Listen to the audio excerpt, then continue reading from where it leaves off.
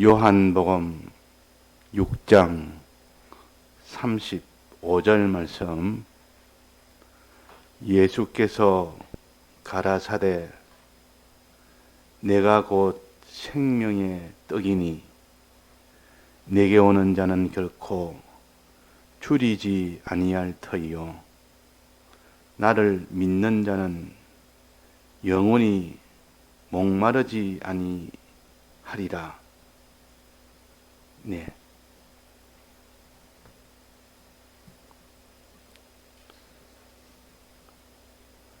우리 신앙의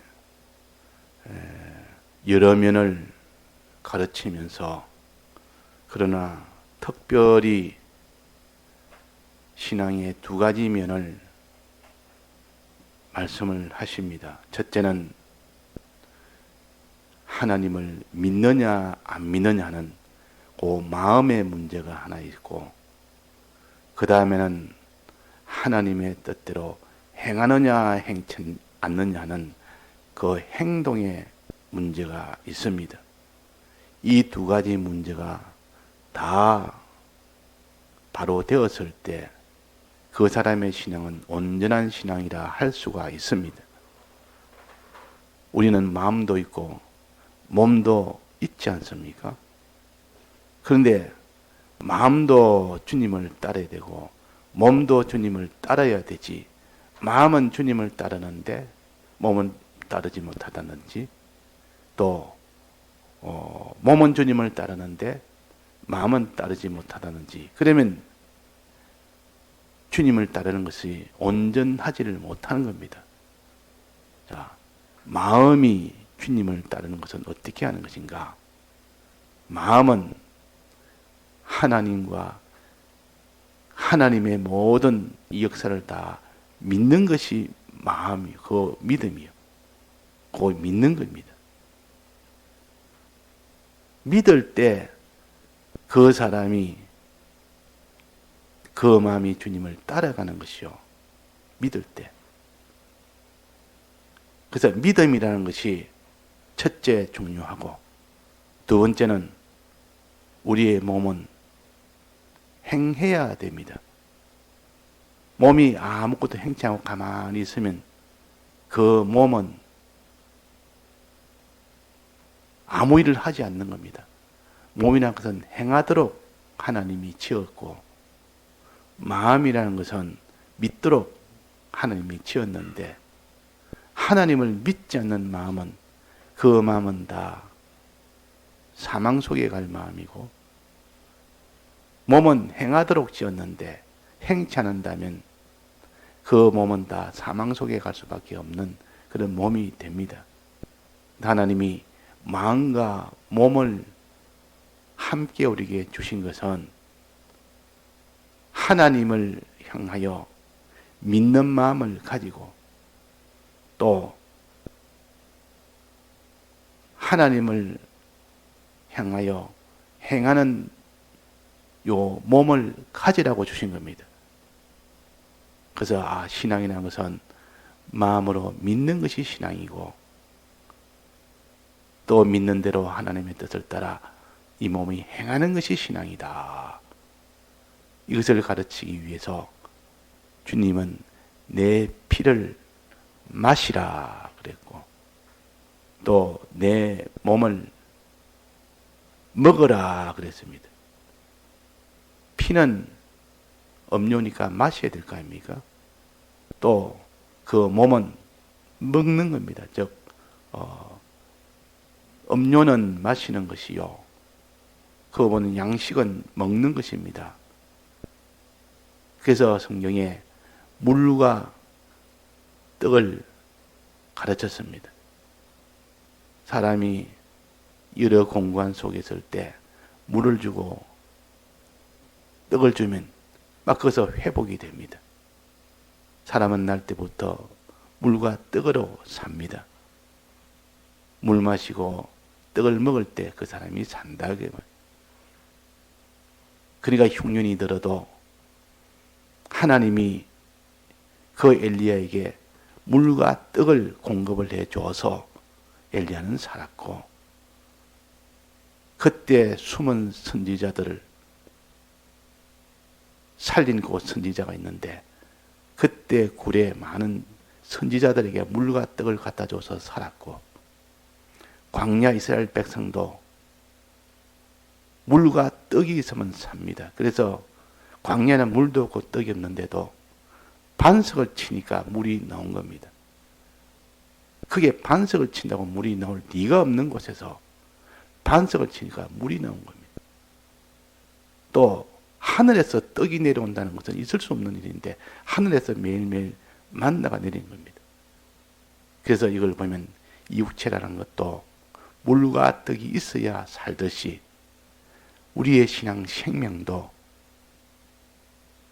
마실 것과 또 먹을 것이 있어야 삽니다. 즉 무엇을 마시고 무엇을 먹느냐. 어제 성찬할 때 우리가 예수님의 피를 마시고 예수님의 몸을 먹어야 된다. 다른 것 먹으면 살지는 못합니다. 아무리 맛난 떡을 먹고 아무리 시원한 음료를 마셔도 영양분이 좋은 그런 산삼을 먹더라도 또 고량쟁미를 먹더라도 그것은 영생은 못합니다. 먹을 때 기쁨도 있고 참 그것이 맛이 좋아서 즐거움이 있지만은 그러나 영생은 못한다 하는 겁니다. 이 땅의 것으로는 무엇을 먹고 무엇을 마셔도 영생은 못합니다. 그러나 예수님의 피와 예수님의 살을 마시고 먹으면 영생을 하는 겁니다. 자, 이것이 우리에게 주신 복음입니다. 그래서 주님의 피를 마시란 말은 주님의 이 피를 대속을 믿으라 뜻이요. 믿으라. 주님의 대속을 믿으라. 주님의 살을 먹으라 말은 이 떡을 먹으라 말은 하나님 아버지의 뜻대로 행해라 그 말입니다. 행해라 그 말입니다. 자, 이거 어디에 근거를 둬야 됩니까? 오늘 본문의 말씀 한번 봅시다. 35절에 예수께서 가라사대 내가 곧 생명의 떡이니 내게 오는 자는 결코 줄이지 아니할 터이요 내게 오는 자는 내가 떡을 주어서 그 떡을 먹는 자는 줄이지 아니할 터이요 그 말이야. 또 그 다음에 나를 믿는 자는 영원히 목마르지 아니하리라.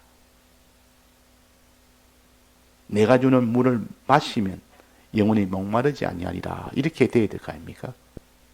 마시면 내가 주는 이 물을 마시면 영원히 목마르지 아니하리라. 그렇게 돼야 되는데 여기 뭐라 했습니까? 나를 믿는 자는 이거는 마시는 자란 뜻 아닙니까? 마시는 자가 목이 마르지 않지. 그러니까 마신단 말은 믿는 자란 뜻이요. 내 마음이 주님의 이 피를 믿을 때 그게 주님의 피를 마시는 것이라. 육체의 입으로 예수님의 피를 마시는 것은 신령한 우리의 마음이 예수님의 이 대속을 믿는 것이다. 믿는 것이다. 믿는 자는 영원히 목마르지 아니하리라. 마시는 자는 영원히 목마르지 아니하리라. 이 말씀에 근거해서 우리는 주님의 피를 마신다는 것은 주님의 피를 믿는 것이라 확정을 짓고 마셔야 영생이 된다. 이 말은 믿어야 영생이 된다. 그 말입니다. 믿어야 영생이 된다. 그러면 떡을 먹는 것은 뭐라고 했어요? 떡을 먹는 것. 여기에 떡을 먹는 것은 설명을 안 해놨습니다. 마시는 것은 믿는 자로 설명을 해놨고 예수께서 가라사대 때 내가 곧 생명의 떡이니 내게 오는 자는 결코 줄이지 아니할 것이요. 떡은 거기에 대해서 해석은 안 해놨습니다. 떡을 먹는 것은 무엇이냐? 떡을 먹는 것은 우리의 어떤 신앙생활이냐? 그 말. 자, 어디에 해놨습니까? 요한복음 4장 34절에 해놨습니다. 요한복음 4장 34절에 보면 제자들이 예수님에게 떡을 가져와서 예수님 이 떡을 잡수십시오 그랬단 말이에요. 그러니까 예수께서 이르시되 나의 양식은 내가 먹을 떡은 그 말이에요. 나 보내신 이의 뜻을 행하며 그의 일을 온전히 이루는 것이 내 떡이다. 떡 먹는 거다. 그게 떡 먹는 거다. 요게 신령한 떡이라. 그러니까 예수님의 살을 먹어라. 예수님의 몸을 먹어라. 이 말은 아버지의 뜻대로 행해라는 뜻을 여기에 설명을 해놨습니다. 그러면 주님의 이 피를 마시고 주님의 이 살을 먹어라 이 말은 주님의 대속을 믿고 아버지 뜻대로 행해라 그 말입니다. 요 성경의 근거를 두고 자기가 이 해석을 하면 확신이 됩니다. 성경에 이렇게 근거를 두지 않으면 깨닫기는 깨달아도 마지막 성경에서 성구에서 확신이 되면 천하 누구라도 성구에 갖다 대면 아무도 부인을 못합니다. 나도 부인 못합니다. 나도 나중에는 이걸 부인할 때가 있습니다.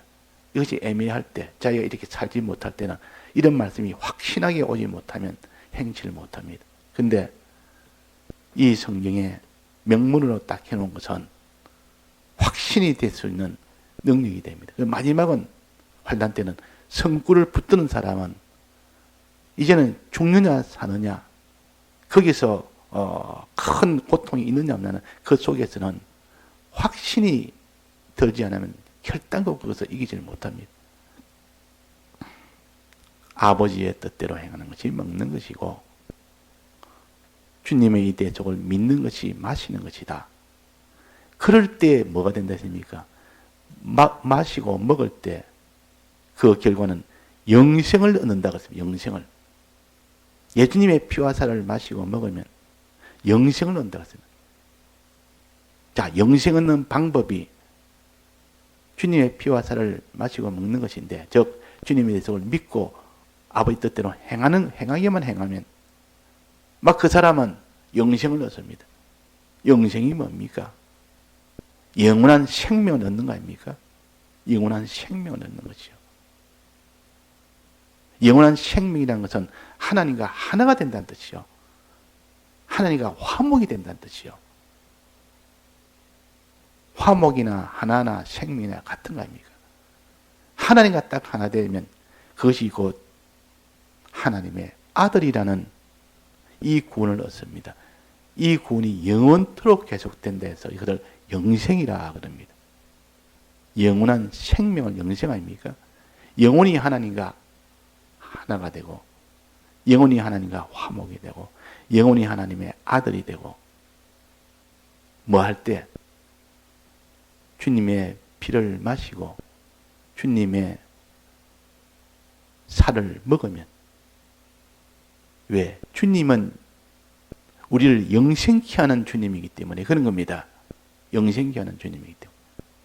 주님은 하나님이 사람 되어 오셔서 우리 대신 십자가 이 대속을 다 이루신 분이요. 그 이루신 그것을 내가 마음에 믿을 때 영생이 오고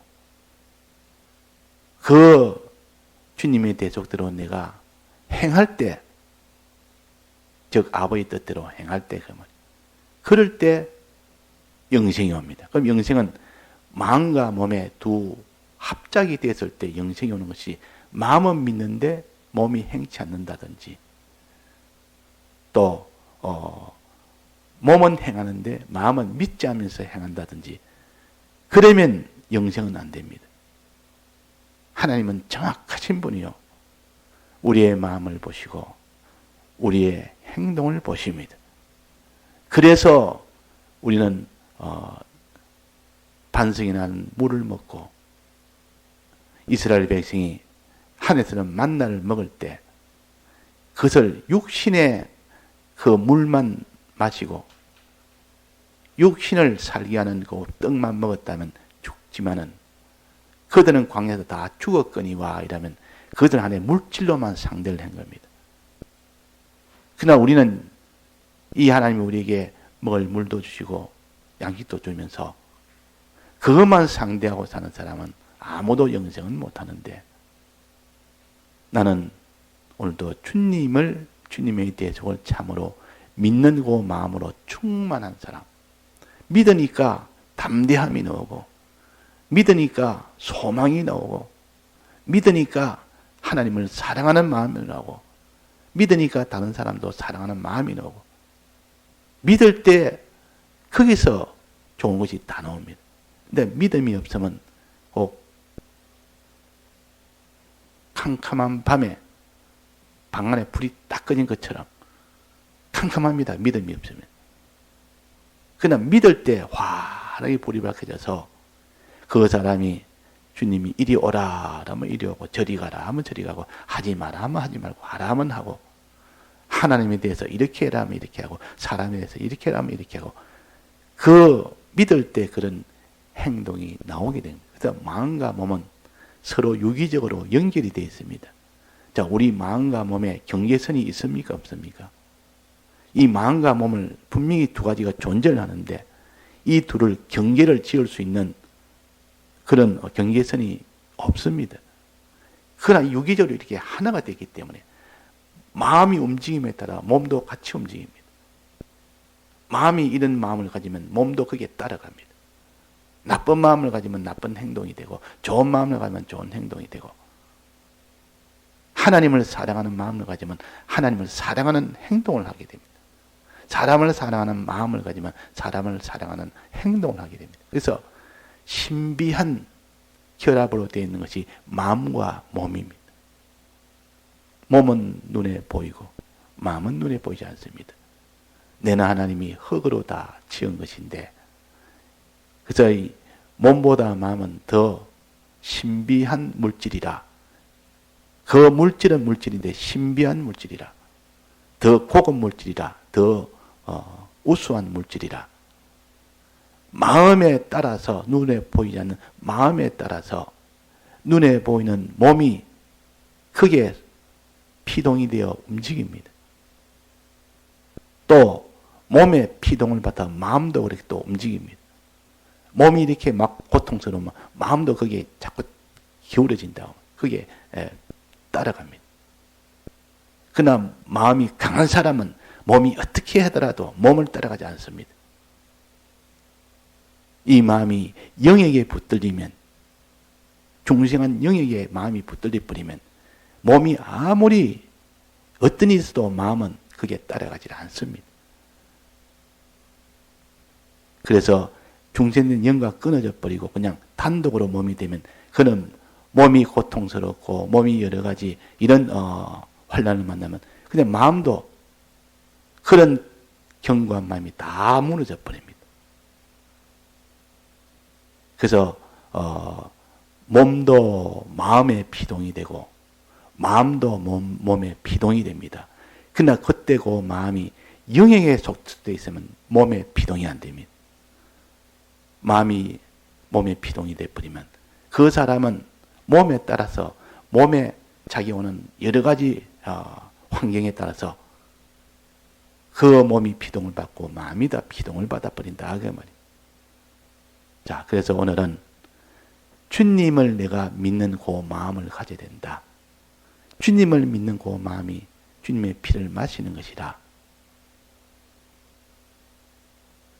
또 주님을 믿고 이제 믿었으니 그대로 행하며 사는 그 몸이 되어야 됩니다. 그 몸이 되느냐 안 되느냐 하는 이 문제는 그 다음이요. 자, 어느 것이 더 어렵습니까? 주님의 대속을 안 믿는 자가 믿는 것이 더 어렵습니까? 또 믿는 자가 이제는 하나님의 뜻대로 행하는 것이 더 어렵습니까? 우리의 경험으로 어떻습니까? 경험으로. 내가 믿는 것이 어려우냐? 행하는 것이 어려우냐? 사실 믿는 것이 훨씬 더 어렵습니다. 그러나 그 마음에 믿는 것도 성령이 오면 다 믿어집니다. 성령이 오면, 진리가 오면 믿어집니다. 진리를 통해서 성령을 받으면 아무리 그 사람이 믿지 못하는 자도 다 믿어집니다. 그래서 진리와 성령의 도우심이 없으면 아무도 주님의 이 대속을 믿을 수가 없습니다. 그래서 오늘도 우리가 말씀을 자꾸 듣고 읽고 이 명상하는 그 가운데서 믿음이 생기는 겁니다. 믿음이 생긴다. 말씀을 많이 듣고 많이 읽고 많이 명상할수록 그 사람이 믿음이 점점 자라갑니다. 마음속에 있는 믿음이. 참으로 믿는 그 믿음이. 자기도 모르게 성경을 읽는 것들, 예배 보는 것을, 하나님 앞에 명상하는 것을 1년 동안 그것을 조금 하는 사람과 또 많이 했는 그 경우와 이것을 자기가 한번 비교를 해본다면 어릴 때는 그것이 듣는 것도 적고 읽는 것도 적고 명상한 것도 적다가 신앙이 차차차차 이제는 자라서 나중에는 보니까 1년 동안 비교해보면 훨씬 이전보다 예배 수도 많고 또 말씀을 읽는 양도 많고 또 말씀을 이렇게 새기며 묵상하는 일도 더 많은 그때의 변화되는 자기를 본다면 이거는 굉장한 차이가 납니다. 그래서 어떻게든지 우리가 성경을 읽자, 성경을 말씀을 듣는 예배를 보자, 또 어떻게든지 받은 말씀을 붙들어 늘 연구하고 새기며 마음에 이렇게 책임질을 하자. 그렇게 하는 겁니다.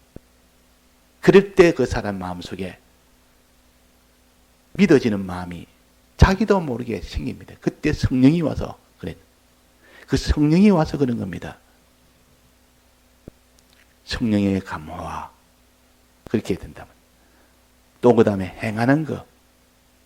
행하는 것은 좀 어렵습니다. 행하는 것은 왜 어려운가 하니 행하려면 일단은 자기 몸에 수고가 들어가야 됩니다.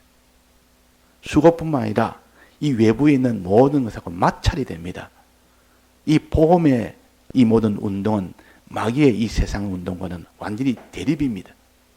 대립이기 때문에 행하려면 일전 마찰이 옵니다. 예수님이 이 세상에 오시는 순간부터 잉태되는 순간부터 벌써 대적이 얼마나 많았는지 잉태되고 출산할 때는 더 많았고 출산해서 나중에 예수님이 대속할 때는 가득 찼습니다. 그만큼 행하기에는 더 어렵다 그 말이에요. 왜? 대적이 많아서 그 대적들이 실제로 자기를 다 핍박을 하고 반대를 하고 자기 몸을 해하기도 하고 이러니까 그러나 우리가 하나님 뜻대로 행하는 그 일은 어떻게 하면 됩니까? 그것도 내가 성령을 받으면 됩니다. 요때 성령은 행하게 하는 성령이요. 믿게 하는 성령이 아니고 행하게 하는 성령. 믿는 자가 이제는 행하려니까 행치를 못할 때 행하게 하는 성령.